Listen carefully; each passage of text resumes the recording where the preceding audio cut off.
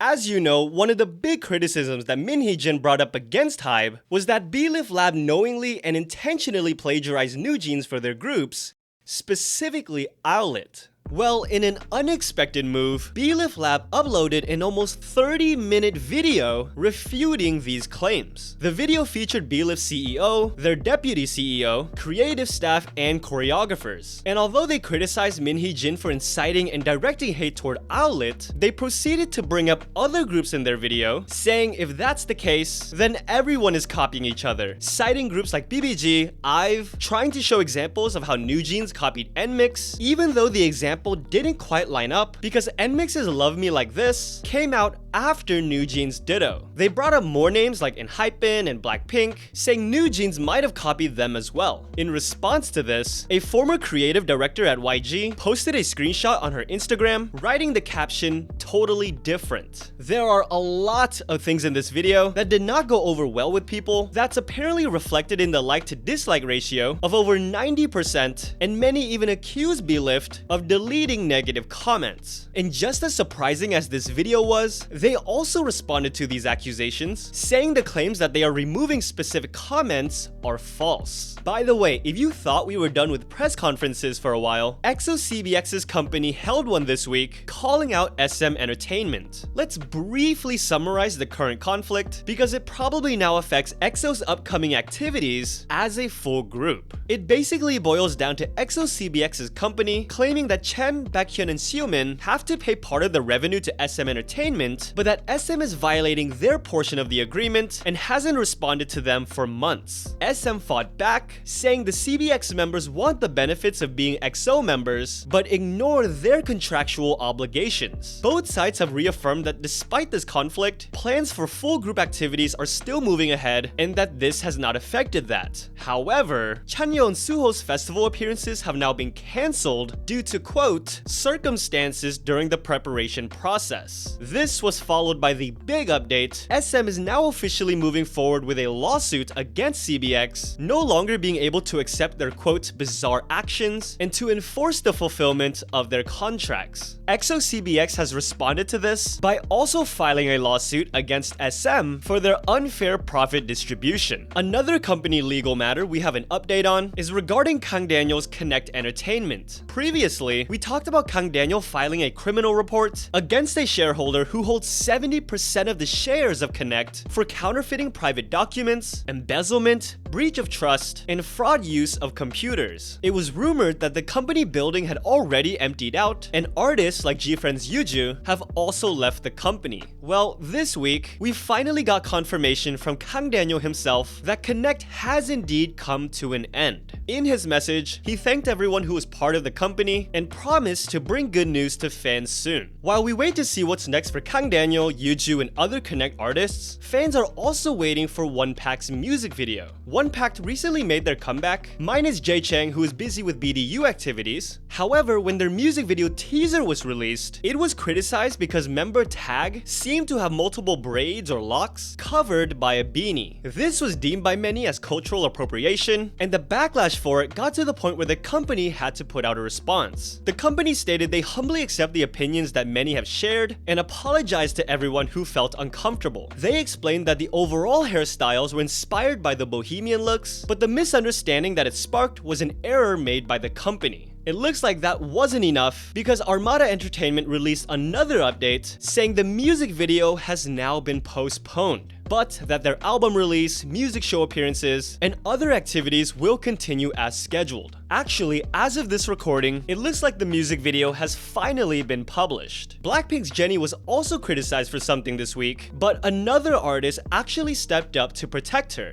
Jennie made her runway debut this week, and as many of you have seen, was being celebrated and praised. However, of course some people had to come out finding something to complain about, criticizing her, quote, model walk for being too slow and awkward. Thankfully, Jessi came to the rescue, responding to all the hate, commenting Jennie literally looks so elegant and flawless, y'all need to seriously find something better to do. Finally, and unfortunately, we have quite a few health updates this week. First of all, former Hello Venus member Yuara has informed everyone that she is currently battling cancer. Thankfully, she's recently undergone surgery to remove a tumor and reassured fans that her health is improving. 17's S.COUPS had to postpone a fan sign schedule this week due to his poor health condition. ILLIT's WONHEE sustained an ankle injury while filming content this week and will be limiting her activities, including remaining seated during performances. Two members of DXMON, MINJAE and Jo, are both going on hiatus due to sudden illness and visiting the hospital. YOUNITE's HYUNSEUNG will also be halting his activities for personal reasons, while the group will continue on as 8 for now. And the last one is health related, but there seems to be more to it. N.SSIGN's Eddie recently posted some messages for fans, insinuating problems not just with the company, but within the group as well, saying the place, the people, none of it is genuine, that they aren't a team, and they're definitely not a family. He's also said that he's now taking his own health into consideration. Following this, their agency put out a statement, not really addressing his comments, but simply saying that Eddie is now taking a break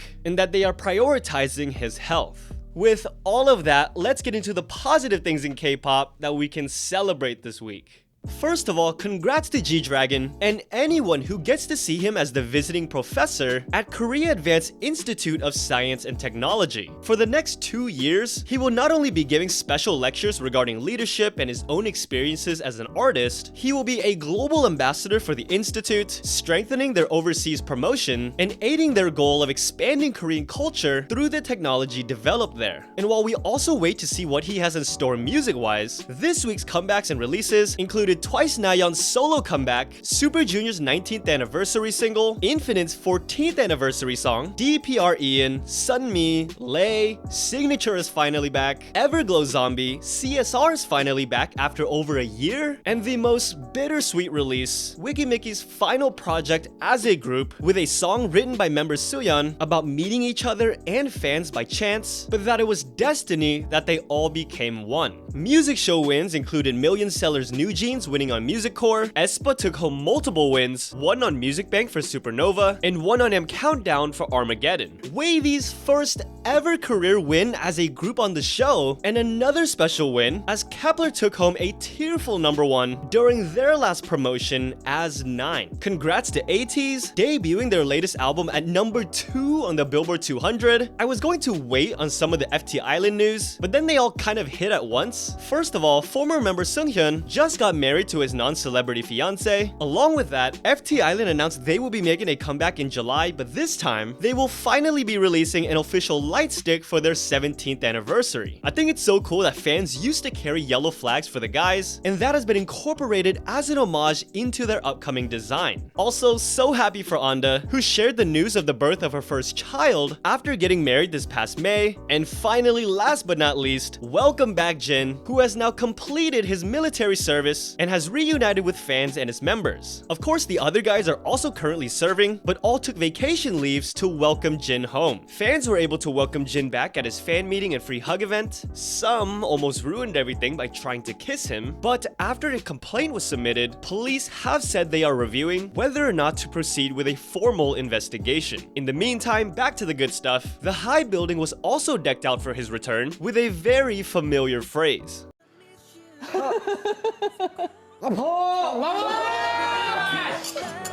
And I hope this becomes a tradition, because what better way to welcome someone back than a saxophone solo by RM.